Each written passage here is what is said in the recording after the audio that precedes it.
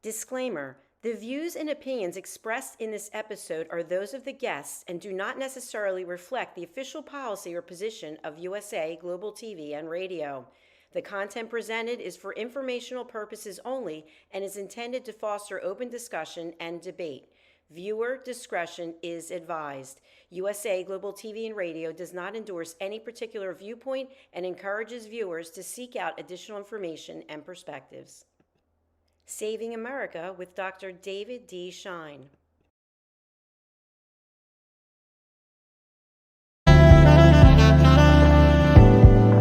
Welcome to USA Global TV and Radio, where our mission is to provide education, entertainment, hope, and inspiration.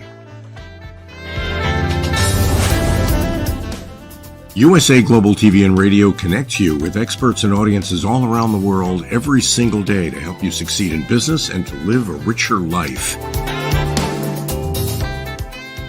Visit us at usaglobaltv.com to learn about career and life-changing training and mentoring programs like the Listening Mentor. Subscribe to our newsletter to stay informed about our special programs and offers.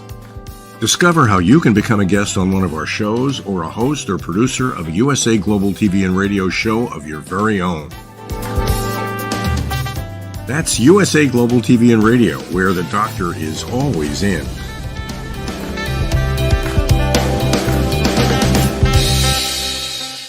Welcome to Saving America. This is your host, Dr. David D. Schein.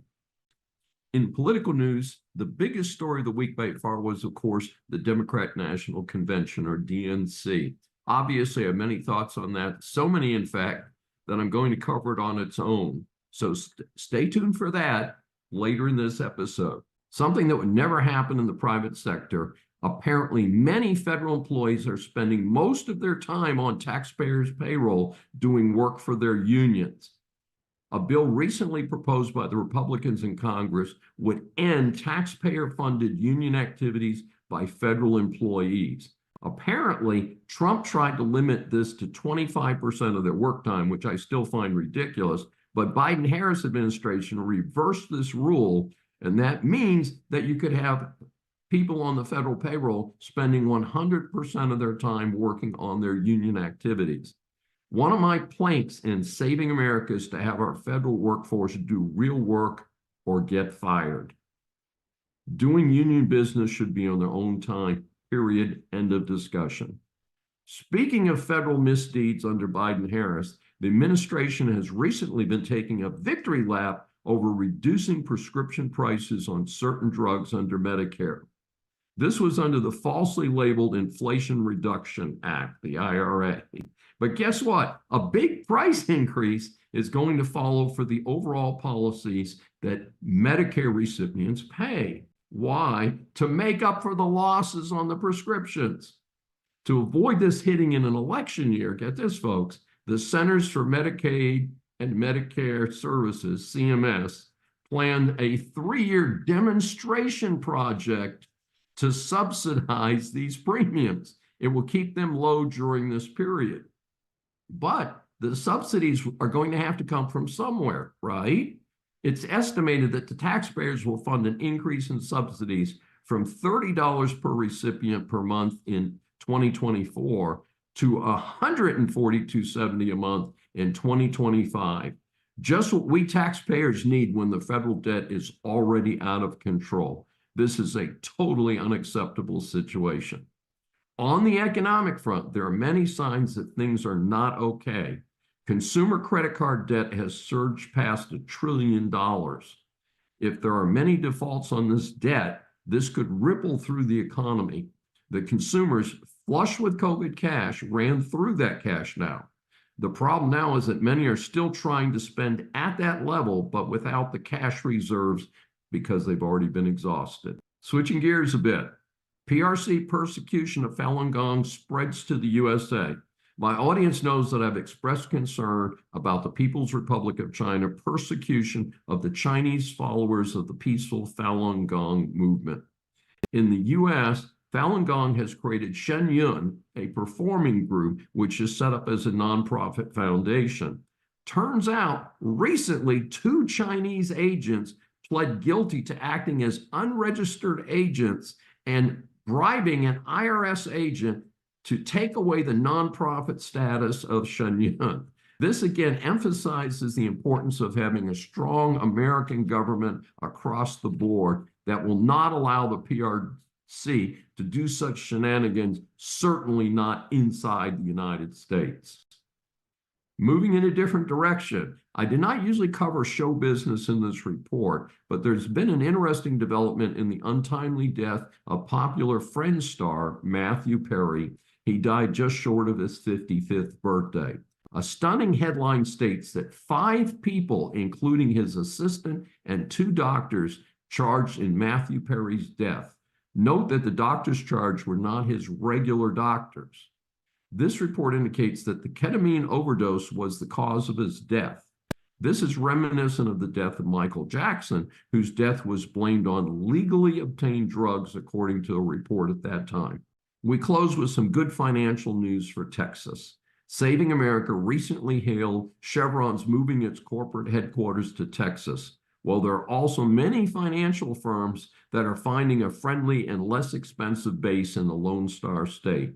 Household names like Goldman Sachs, JP Morgan, and Wells Fargo are making major moves in Texas. One statistic is Dallas is second only to New York City in the number of people employed in the financial sector.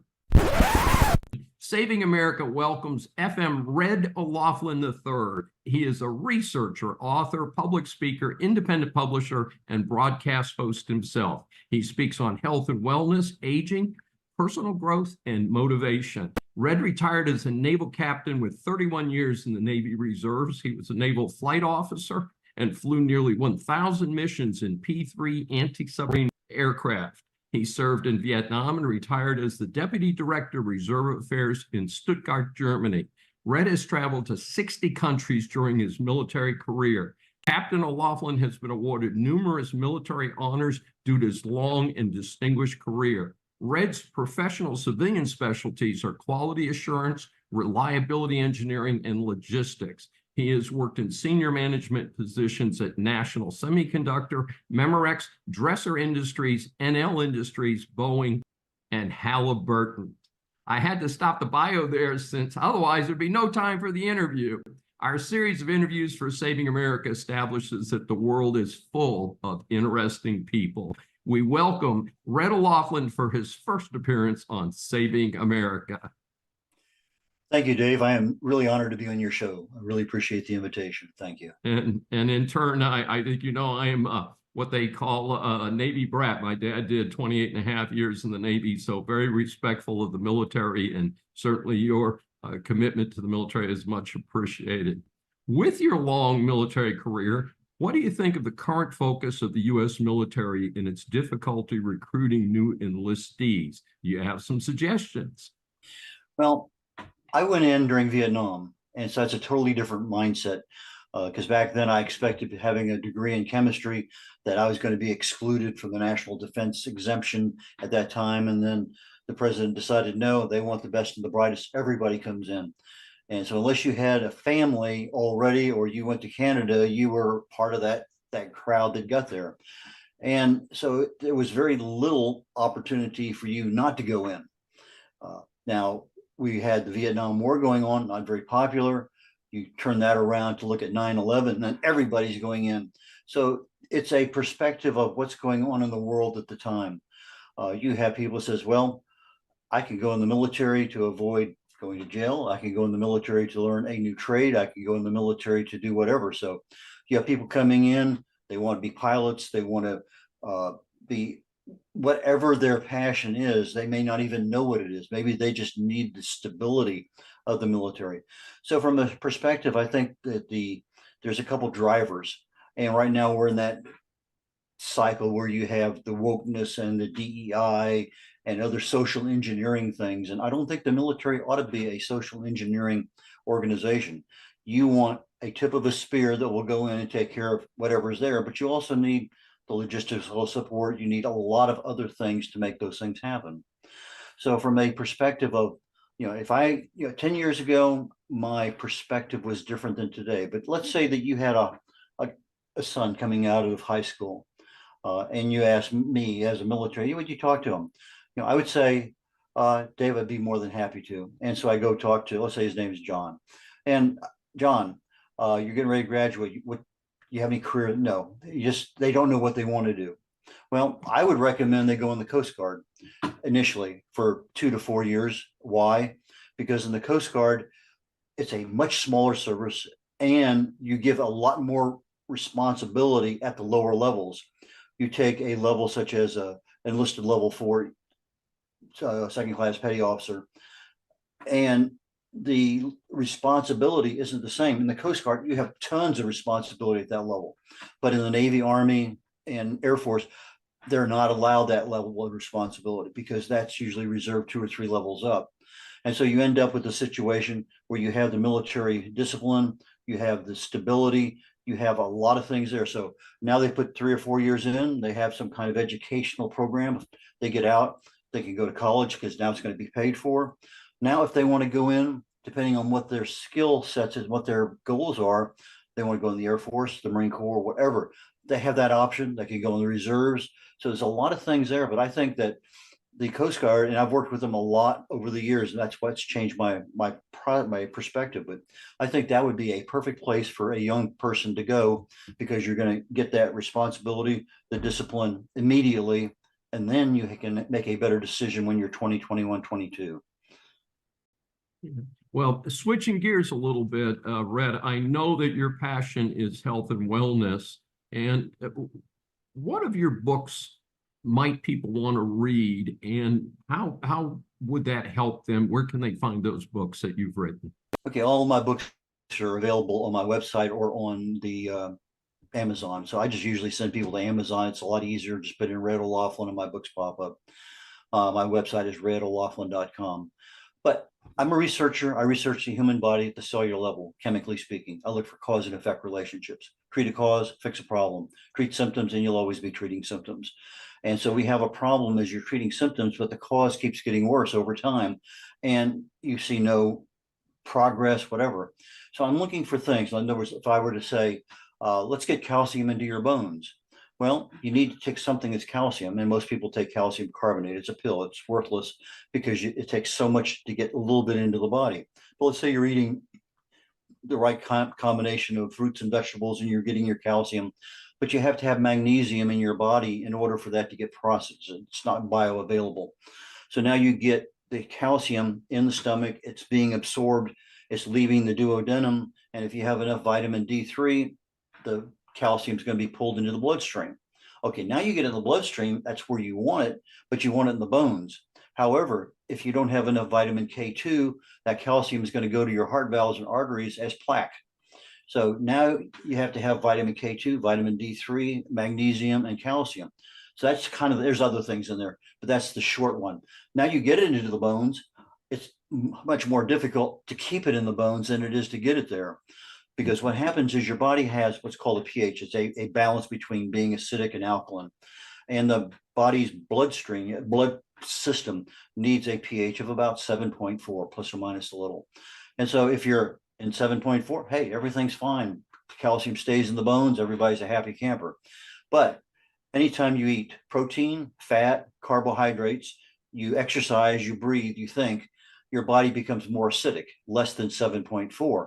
What happens then? The bloodstream reaches into the bones, grabs calcium molecules, and stabilizes the pH of the bloodstream. Now, I've been a runner for decades, weightlifter. I've been all sorts of stuff. The very first time I ever had a bone density test, I was osteopenic, and it just drove me crazy. I couldn't figure out why. Well, I looked at all the things I was doing when I started doing some research, and I was keeping my body severely in that acidic range. So my body was constantly leaching my bones of calcium in order to maintain a blood pH for health. So what happens when you get old? Well, brittle bone, other things, and those things are issues that become a problem. And so you have to take primarily fruits and vegetables in a higher level of dose in order to offset all those other foods you eat and all the other activities you have, just in metabolic processes. So what I do is that's what I look at. Now, I have 2 books out there. The Joy of Ageless Health covers 7 different things: stress, toxins, radiation, infection, inflammation, diet, even expectations. These are things that operate at the cellular level in the body, and do that inflammation chronic low level, you're starting to get some level of mutation at the DNA level. So if that's the case, what can you do about it? Well, with stress, there's certain things, with toxins, there's certain things. And I go into detail on the joy of ageless health as to what can you do to prevent disease from even taking part in the body. So if we follow that other exercise and say, if I'm getting a lot of fruits and vegetables, I'm probably keeping my body alkaline, which just really pushes off a lot of diseases, but also makes us a lot more healthier down the road. The other one that I would talk about today real quickly is the longevity secrets for healthy aging. And that particular one talks about the 2 primary causes of aging: the telomere length at the end of your DNA, where the DNA is kind of wrapped around each other. It's, if you look at your shoelace, you have a caplet at the end, a little plastic thing that keeps all the fibers together. Well, every time the cell replicates, you lose a little bit of the end of that telomere. And over time, the cell replicates enough, boom, there's not enough there, the cell dies, normal death, planned. That's the way everything works. However, if you're overweight, you're a smoker, you have diabetes, instead of having just a little bit of that telomere cut off, you have a lot of that telomere cut off. And so you kind of reduce the age of that cell. The other one is a thing called human growth hormone. When we're little kids, we got tons of that stuff. However, as you get older, you're making less and less. And there's a lot of things with age that you make less and less. Well, something as simple as a fast will cause that human growth hormone to increase significantly. And so those are things that I talk about in there. What causes you to age? What can you do to accelerate your aging? What can you do to decelerate your aging? So those are 2 books that I would recommend: The Longevity Secrets of Healthy Aging and The Joy of Ageless Health. So those are 2 that I would strongly recommend to somebody who has a real interest in keeping their health. Sounds good to me, Brad. Our third question today is we're going to switch gears a little bit. As you know, we met for lunch recently, and you shared with me your new book, Heaven, the Final Destination. Please tell our audience a little bit about that book and how it might help them. Okay, I'm a Catholic. I have been all my life. I consider myself devout. I go every Sundays. I go to confession. I keep up with that stuff. I was at church yesterday for a couple hours, adoration, etc. Anyway, I'm getting older. I would love to go to heaven. I think that's our general destination for most of us. That's our desire. Now, Catholics believe in purgatory, which other religions don't necessarily consider. But I want to know, how can I get to heaven, David? Go straight there, bypass purgatory. That was my desire. So when I started researching, I found it's the same thing that I do. If I say, okay, tell me about what causes cancer? What causes Alzheimer's? You can't ask that question. You have to ask it in a roundabout way. Well, the same thing in the Catholic faith. I go to the magisterium, tradition, history, scripture, Bible, and then you have to almost go into some specifics. What did God promise? What did Jesus promise? What did Mary promise? And when I start looking at those things, I can find promises in there. You do this, you get this reward. Okay, well, why isn't the church teaching me more about that? Because that's my long-term destination. I want to know. Well, my perspective is things have changed over time, where they used to talk about heaven and hell and long sermons. Now it's a homily, and it's more or less focused on something that the bishop in the diocese wants to talk about, or something dealing with the gospels and readings of the day. But if we look at sin, and you have the sin, and traditional way that it was explained to us as little kids, you break a window and you go next door and you ask for mercy, you ask for forgiveness, and the guy says, no problem at all, you're forgiven, I understand, you're kids. Well, when I go to confession, that external punishment due to that sin is forgiven, but there's a temporal permanent punishment, not from God's perspective, but from the sin itself. Now, that is the sin that I have to make up for. That temporal punishment, according to the Catholic faith, is something that has to be taken care of in purgatory in order to enter heaven purified. And so I look at those things that, well, how do I get there? Well, baptism, sacrament wipes all that out. So if I wait till I'm 78 years of age, I get baptized and I die at 78 and a half, I'm pretty good shape. But if I get last rites at 78 years of age, that's a free ticket straight into heaven because it removes all that temporal punishment. But there's a lot of other things. If we just look at a simple thing, David, if you don't ask, you're not going to receive. So ask and receive, expect. But the other things in the sacraments, there's a brown scapular. I wear this thing. There's certain promises that with that scapular, you have plenary indulgences. There's certain requirements for that take away the temporal punishment. There are First Fridays, First Saturdays. There's a lot, Seven Sorrows of Mary. There's a lot of things, but I think probably one of the biggest ones is the St. Bridget prayers. There's a 15 prayer combination for a year and a 7 prayer combination for 12 years. And the 7-year compilation is one that specifically God says, you do this for 12 years. And the first thing on the line, it says, no purgatory. Well, I'm at 78 years of age. Well, that's 90. Well, I might as well say it the rest of my life because I'm, at some point in time. Now, let's say that I'm saying it and I've only said it for 5 years. Well, they have a caveat in there that says your intention was you're doing it. Okay, you earned it. So anyway, that's what I talk about in my book. And that if you're a devout Catholic and you want to really know a little bit more about how you get your soul into heaven, I would strongly suggest you look at that one. Sounds fascinating. I think most of us do want to go to heaven for sure. And Red, you mentioned it a minute ago, but how can our audience get more information about you and your books? RedO'Laughlin.com. That's RedOlaughlin.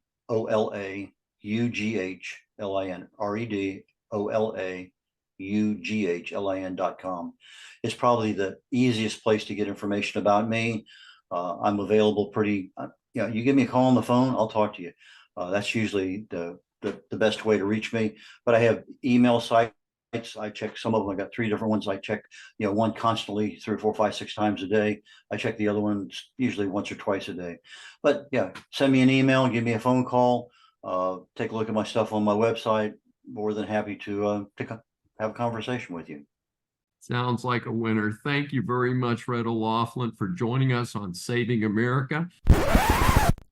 As we grow up, a common reference for success or failure is the letter grade. Whether we're in grammar school or college, we all want an A grade and certainly regard an F as a big failure. Here at Saving America, we scan the news for reports of celebrities, politicians, or others who just end up in the public eye. So the A grades are awarded to people and organizations for great service to their communities, and the F grades, of course, are unfortunately more common, are awarded to those who need to do a lot better. This special badge of dishonor this time is for the Indiana School District, specifically East Central High School in St. Leon, where senior Cameron Blasek was told not to fly the American flag from his pickup truck. This was supposedly because this might cause other students to display offensive flags. What? When high schools are embarrassed to have the American flag displayed, the communist takeover of America and specifically its education system has gone far too far. The scumballs in this case originally claimed flying Old Glory could lead other students to display offensive flags. This clarification was that the American flag, it's going to be the exception. Yeah, that was after social media got a hold of it and thousands upon thousands of people responded. So Saving America today awards today's F grade to the administrators and other whack commies of East Central High School in St. Leon, Indiana, whoever told a student that he could not display an American flag on his truck. The Democrat National Convention was held in Chicago. I think just about everybody knows that. It was similar to the Republican National Convention just a month earlier in Milwaukee. My opinion, a total waste of time and space. As before, most of the TV networks aired it every night for a week. If political junkies like me don't care to watch it, how can they expect most of America to watch this boring trash? I do have some reactions, of course. If the conventions are to continue to be aired, At least have some suspense. Don't name who the candidate is until the third day, or at least don't name the vice president. Come on, folks, give us something new. What we saw are a bunch of has-beens throwing trash at the other party. A good example is Biden speaking well after prime time had ended on Monday night. Why bother? Who cares? Who listened? The reports are that the DNC had 20 million on Monday night and the RNC only had 18 million on its Monday night. For the RNC, the peak was Thursday night with about 25 million for Trump's speech. All I can say is there must be a lot of people up there hard up for entertainment to tune this in. I have to question these numbers. I did some research as part of this article to try and see how they decide that there were 20 million or 25 million. And I'm not sure that that represents a number that people actually sat there and watched this boring nonsense for hours on end. I have a feeling that the Nielsen ratings and the things that capture people tuning to a particular station, there's a certain time period and then it said, oh, well, they watched that. But I don't think anybody in America is bored enough to sit there and watch this stuff for 3 or 4 hours at a time. And for instance, in my own case, I did get a chance to flip channels around. I was looking for a channel that didn't have the convention on it. And so if someone was monitoring my TV, they might say, yes, you were on, the NBC chapter and or the channel and the CBS channel and so forth. But that doesn't mean I actually sat there and watched this stuff. But getting back to the content, what little there was, perhaps my favorite piece from the DNC was Vermont Senator Bernie Sanders, as I referred to him, Bernie the Bum. What a piece of work. He complained about how bad things were for working people, high prices and high rents. I think the old bum missed the part about his party has been in power for the last 3.5 years. Right, inflation due to the unrestrained government spending under the Biden-Harris program has ripped the poor and middle class. Now, he's an avowed socialist, but he does not ever explain why the socialist Marxist utopia he promises has people in Venezuela flooding into the US rather than the other direction. Yeah, Bernie, explain that one. In a true bit of irony, the Dems are complaining about Trump launching personal attacks at Harris, but then spent much of their convention making personal attacks on Trump. Why? Since their policies have failed so dramatically, there's not much else they can do, folks. The real story lately has been what some pundits have labeled the basement strategy 2.0. This is by the Harris administration. Recall that a shaky Biden was hidden by his staff for most of the 2020 campaign. Parallel to that, there are still no interviews with Queen Kamala the incompetent. A month after the Paris coup, we still don't know what her positions are from her own mouth. Of course, her campaign has been covering things up based on her prior very, very far left positions. She did manage to give a speech, however, recently that bodes well for the Trump campaign. She came out and accused the producers of price gouging. No evidence, just a wild accusation. I'm sure her sycophant followers will suck that up. Naturally, there are a few problems with this silly claim. First, the producers cannot sell their products if they charge more to the next competitor. So prices do tend to reflect the actual cost. Producer prices have surged under the Biden-Harris administration due to inflation. Second, inflation in producer prices has in turn caused retail prices to be very high. And yet, maybe Harris should try to focus on the facts. Kroger's margin has actually dropped during the Biden-Harris administration from about 1.6% to about 1.4%. Kroger appears to be trying to help their consumers and remain competitive. Do you think we need to have price controls and accuse them of price gouging? Gosh, I think that margin kind of argues a different story. Third, the Harris solution in her one big speech was price controls and rent controls. Interestingly, it was a Republican administration that tried this and failed. Right, the Nixon administration in the 1970s. It was an utter failure. In fact, one of the reasons that the original big Marxist experiment, the USSR, failed was that production and price controls dictated by the government do not ever work. Price controls produce product shortages, not better consumer prices. In turn, rent controls reduce the availability of housing. So right now, America is facing a true shortage of housing. What causes? Well, part of the problem is the sheer cost of materials impacted by the Biden-Harris inflation. And due to that inflation, the Fed raised benchmark interest rates in order to control inflation, which in turn caused mortgage rates to triple. In other words, Harris is complaining about problems that her own administration created. In the meantime, Tim Walz, her VP candidate, has his own problems. A list of 50 GOP lawmakers who served in the military have signed a document citing egregious misrepresentations by Walz about his time in the Army National Guard. His claims have been labeled stolen valor. The fact that Minneapolis burned during his time as Minnesota's governor does not help his case either. I have previously said that his appointment to the VP slot is yet another gift to the Trump campaign from the Biden-Harris operation. I love the fact that Pennsylvania Governor Shapiro has now come out and said that the failure of Harris to name him as her VP candidate had nothing to do with him being Jewish. Hey, if you buy that, I have a bridge in Brooklyn that I'd like to sell you. Trump needs to get on message and stay on message. As my regular audience knows, I'm a hardcore conservative, not a Trumpster. However, given the far left Harris-Walz ticket, it is not an especially hard choice. Regarding Trump's first term, he had good economic policies.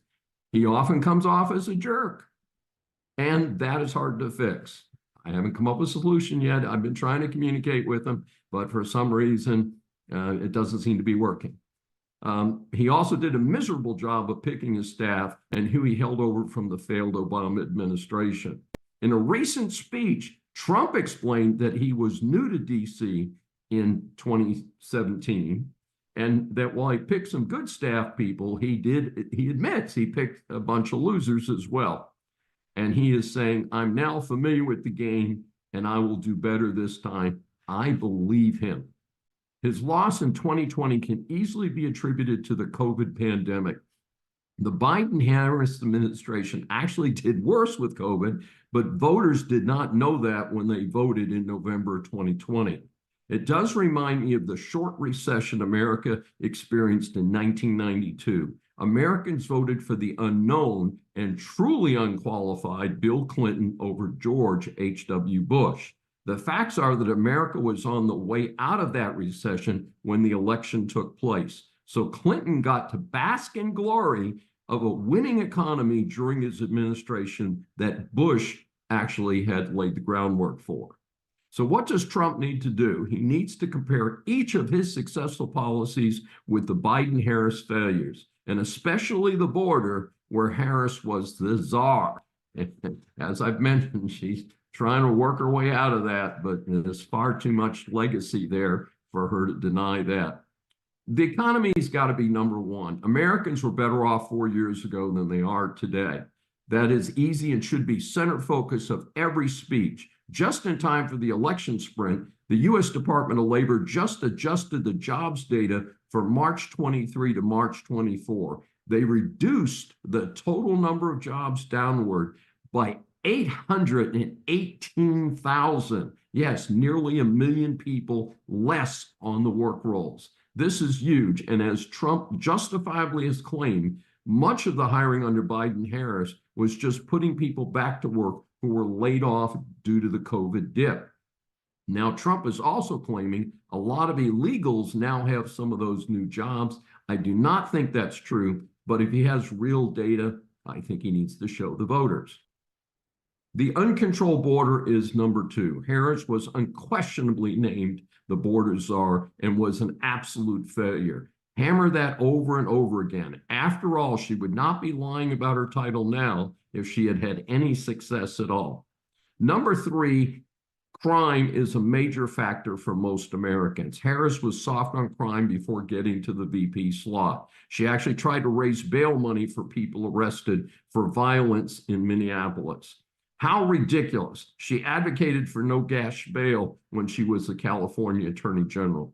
Of course, there's been a major crime wave by illegals in this country. The list goes on and on. No need to repeat it here. Some say, well, there's always crime. Right, but this is in addition crime that would not be committed if these people were not let into the country. Further, as Trump has pointed out, many of the more recent batch of illegals under the Biden-Harris administration were released from prisons and asylums in their home countries. Number 4 is international weakness under the Biden-Harris situation, which has emboldened America's enemies. Russia would likely not have invaded Ukraine under Trump. Further, the soft on Iran policies have allowed Iran to rake in billions of dollars. This has been used to fund proxies who attack Israel from all sides. It is hard to say if October 7th would have happened under Trump. However, it would have been more difficult with a weaker Iran behind those terrorists. Many of the weapons and missiles being used by the terrorists are directly provided by Iran. That's not really a controversial issue. The recent report is that Hamas has named Yahya Sinwar, who is credited with planning October 7th atrocities, as its head. This ties Iran directly to Hamas. Reports are that Iran will likely have a working atomic bomb by the end of this year. The world has become more dangerous under Biden and Harris. Trump has mentioned finally punishing the military leaders who failed America in Afghanistan. He has also promised to get DEI and wokeness out of the military. I am strongly in support of this. Such silly policy has no place in the military in such a dangerous world. Time for America's military to unquestionably be number 1 in the world, and that means peace in the world. Number 5 is a Harris flip-flop on fracking. She has been consistently against it. Lately, her campaign, not her personally, have claimed that she is now okay with it. Let's believe her prior position and make sure the voters, especially in Pennsylvania, which is dependent on fracking, know this. America's energy independence is part of its security. Also, Americans are paying almost double for gasoline and electricity than they did under Trump. This is something that can help with putting those numbers up in lights. Number 6 in the Schein platform proposal for Trump is education. Creeping socialism with DEI and woke approaches has trashed K through 12 and many college educations. I am a professor who can directly state that our K-12 system is not doing its job. Our students are far behind the rest of the world, especially in major Democrat-controlled cities. The tide is already changing as parents revolt. More homeschooling, more private schooling. This is a good time for Trump to track that movement and support it. More esoteric is the Biden-Harris administration's attack on the current justices on the Supreme Court of the United States, SCOTUS. Most Americans are generally happy with the latest rulings of the High Court. I would just mention that Trump's remarkable 3 appointments in 1 term has saved a number of American values. Regarding abortion, best left to the states, and that allows the Trump-Vance team to keep that out of their program. I predicted in a previous Saving America that Christians were right behind the Jews in senseless attacks. There's a reported surge in anti-Christian hate crimes. Sometimes I hate to be right. It's time for church members and related clergy in America to face the fact that it's time to go public and support Israel and the Jewish people. This is no longer an us-them situation. All of you who support a civilized society are the us. The them are the bands of heathens and brainwashed idiots who are protesting for hate. From my earliest days, due to my fine parents, I was brought up respecting people of all colors and affiliations. I'm on the record for supporting equality for the sexes as well. We need to work on educating, not the uneducated, but the miseducated. The sad fact is that too many in our society have been brainwashed. It will be a tough job, but we must persevere since civilization itself depends upon it. That's right, folks. This is a serious fight. Note that even reasonable Middle Eastern countries like Egypt, Jordan, and Saudi Arabia support stopping the Hamas terrorists. Folks, this is a right and wrong situation. We, the American people, and civilized people from all over the world must unite behind an end to terrorism and remember that anti-Semites are always anti-Christians as well. Saving America welcomes Kevin McDonald. Born and raised in Seattle, Kevin is a self-described, jovial, fun-loving man who has experienced life in a big way. He has been a star athlete, actor, restaurateur, sales and sales manager, transit operator, audio producer, talk show host, creative consultant, motivational leader, and podcast host. He is the creator and host of KM Media Pro. He produces and hosts engaging podcasts that cover a wide range of topics.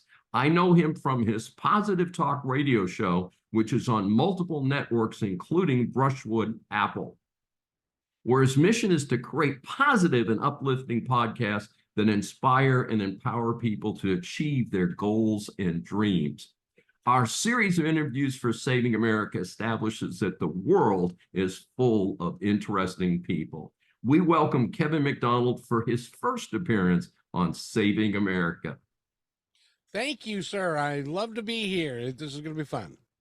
I'm looking forward to it. As you know, we ask our guests 3 questions, and the first one is, tell our audience how you went from star athlete to producing and hosting podcasts. That sounds like a non sequitur. Well, it was too short to go pro, but I enjoyed my time as an athlete and was a boxer for a period of time and all that kind of stuff. And then I went into the restaurant business and restaurant sales, and I may be the only chicken salesman you've ever met. Tell me more about the chicken. I worked for a company out of Siloam Springs, Arkansas. And we talked, and it was a vertically integrated chicken company. And I went, traveled the country and sold chicken products to large restaurants and TGI Fridays and Old Spaghetti Factory and a bunch of them. And but there was a point in time, David, when I thought to myself, why am I really here? What's my mission? There's got to be more to it than what I've been told. I had the house, had the dog, had the cat, had the wife, and had the kids. They're all gone now, but I really wanted to understand why I was really here. And one thing led to another, and I got back into radio, which I'd done in college years before. I love it. I just can't stop doing it. It's kind of like a bag of potato chips. Now, I've got to sneak in here a little quick mini question. Okay, you listed the wife after the cat and the dog. Is that why she's no longer there? Well, I had to bury all 3 of them in the backyard. No, I'm kidding. The FBI don't come see me, but no, she decided that there were greener pastures elsewhere.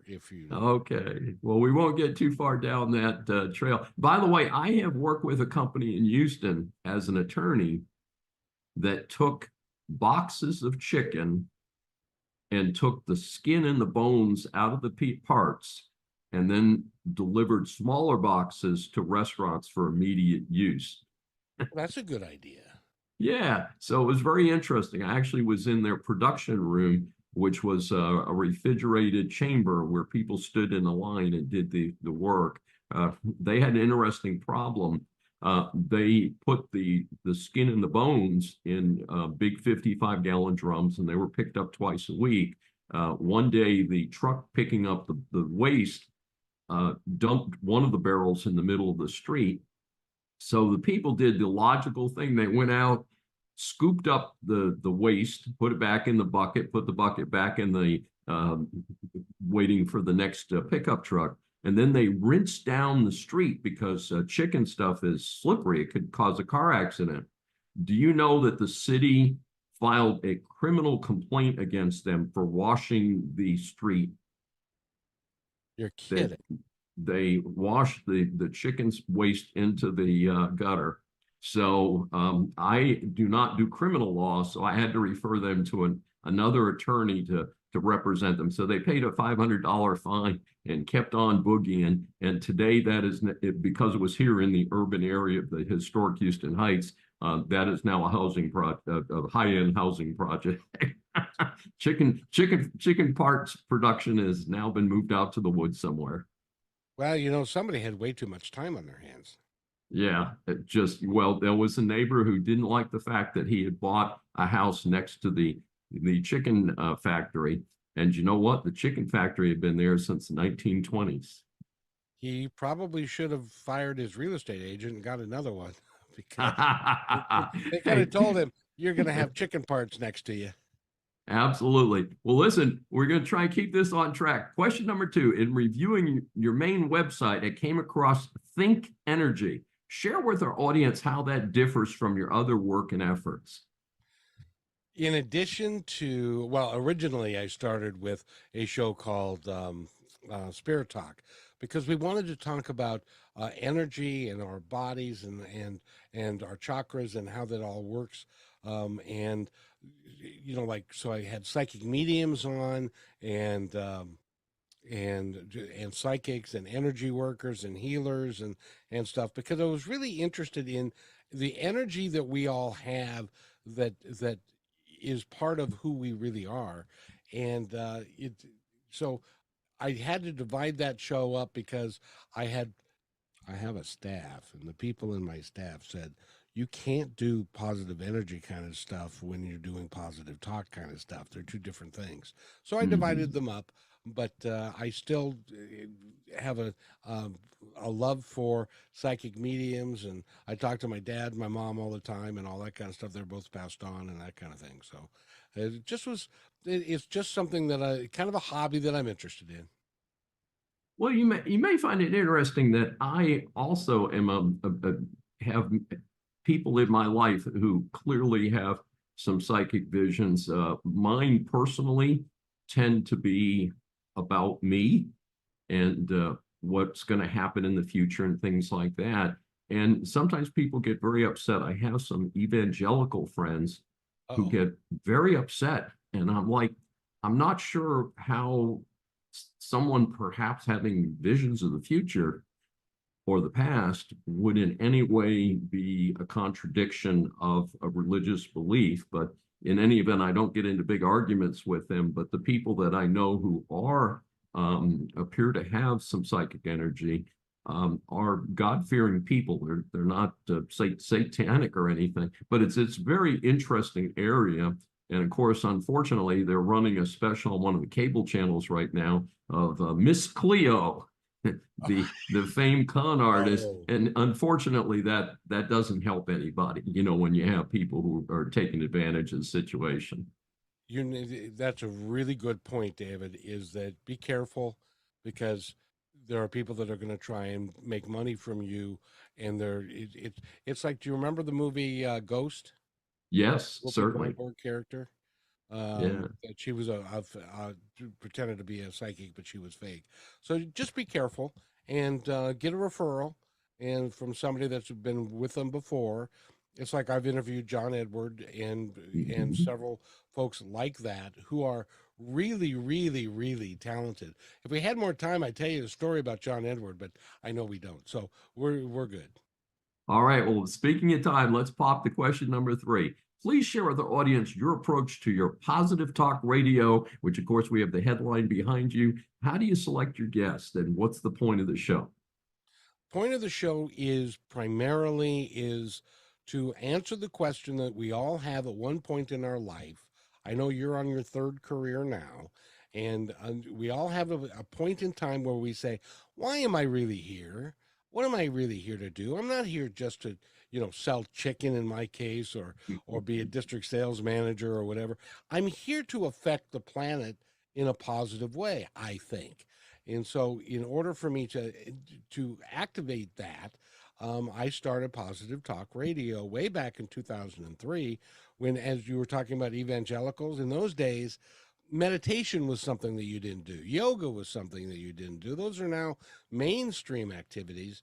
But over time, I fell back into broadcasting, and the purpose of the show is to show everybody by the interviews that we do that you can be more than you think you can be. You can be anything you want to be.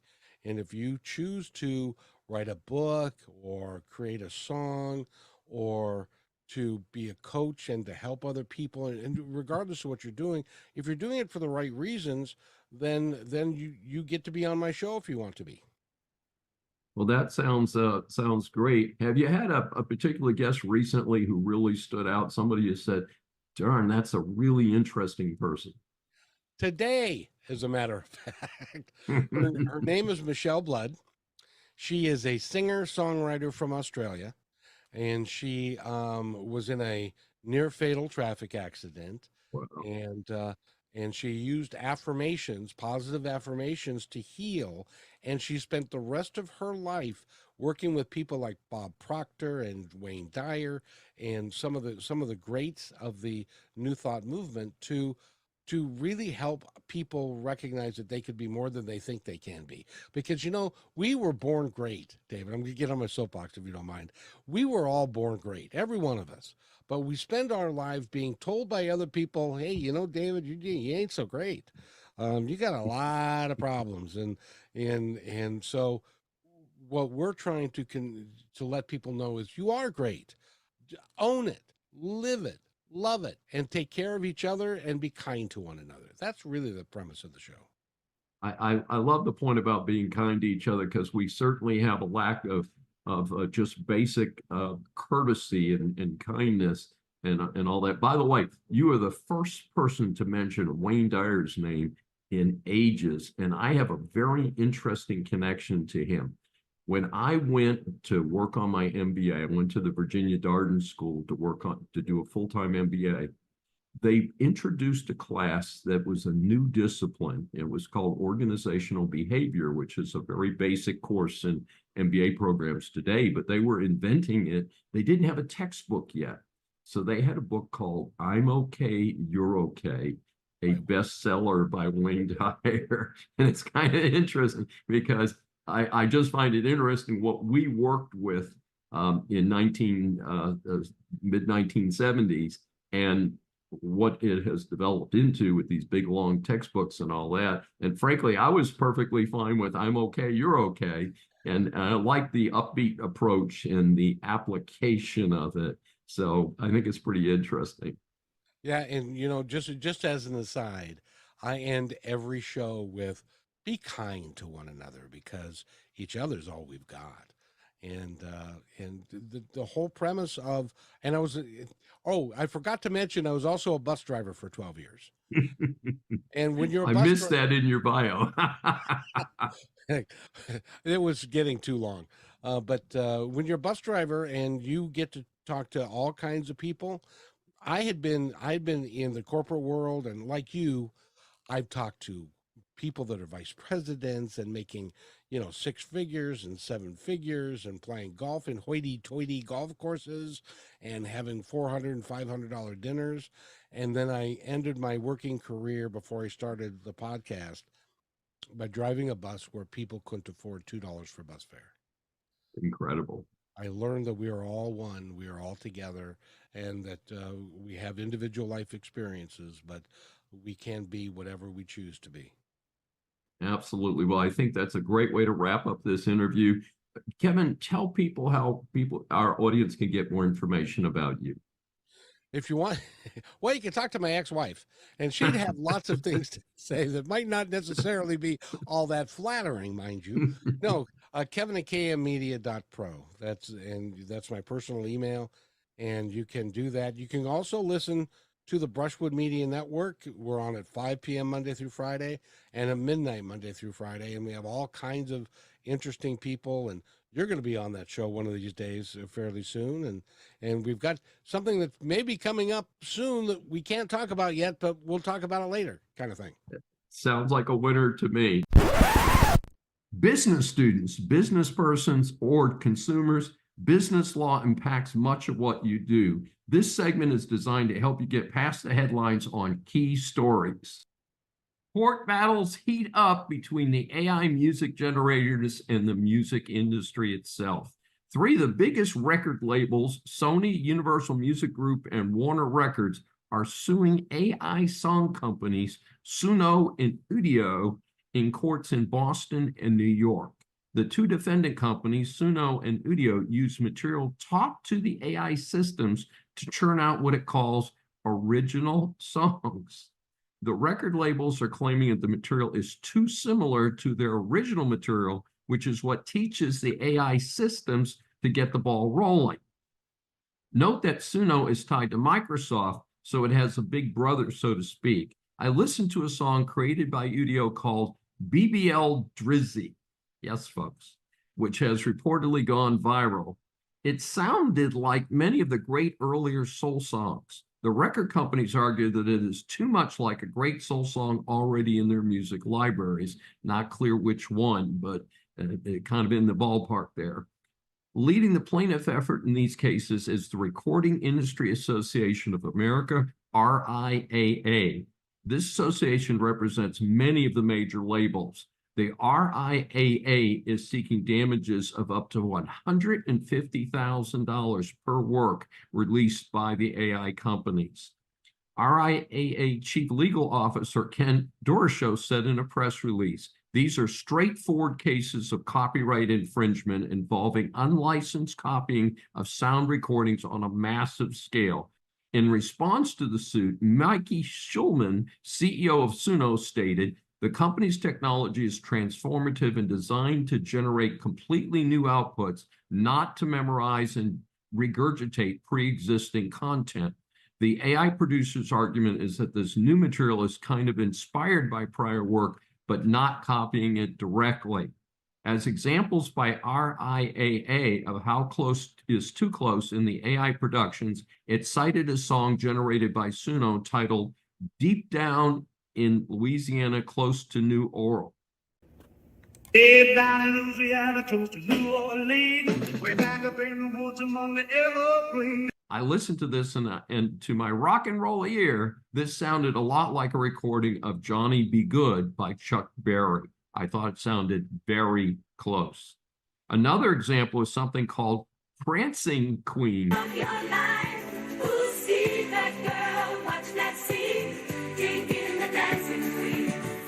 That sounds a lot like Dancing Queen, the big hit by ABBA. However, in this case, while the music is extremely similar, the lyrics follow the same concept, but are indeed different. This sort of kind of like a kid trying to write music similar to one of his guitar heroes. So he writes new, but similar lyrics to a music track, very close to one of his favorites. So kind of juvenile, I guess I'm saying. It is too soon to tell, but for now, it seems to me that the music industry has the upper hand in this until the AI has advanced a great deal further.